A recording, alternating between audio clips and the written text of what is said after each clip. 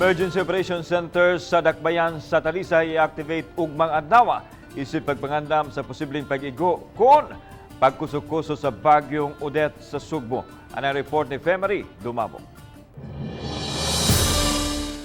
Gitagbo na gahapon sa hapon ni Talisay City Mayor Samsam Gulya sa mga kapitan, mga pangulo sa CSWS, Kapulisan, City Disaster Risk Reduction Team, Aksyon Agad o ang City Toda. Usa sa ilang nasabutan ng pagsuta kung pila ka pamilya sa coastal areas ang duol sa sapa ug sa mga dahiliayang yuta ang posibleng maapektuhan. Para ma-forced evac if ever manandam na ang DSWD muhatag og hinabang labi na makaon kung i-force evacuation sila.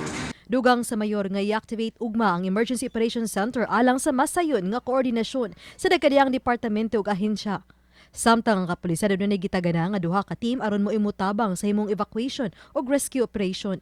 So ang focus areas na to is kining sa daping dagat, kining kabalay daping dagat, riverbanks ug katong concern namo sa manipis area nga prone jud kay siya sa landslide. Ang bagyong Odette nga gipalantawang musud sa nasud karong gabi posibleng mukuso-kuso sa Eastern ug Central Visayas, ilabi na dinhi sa Sugbo.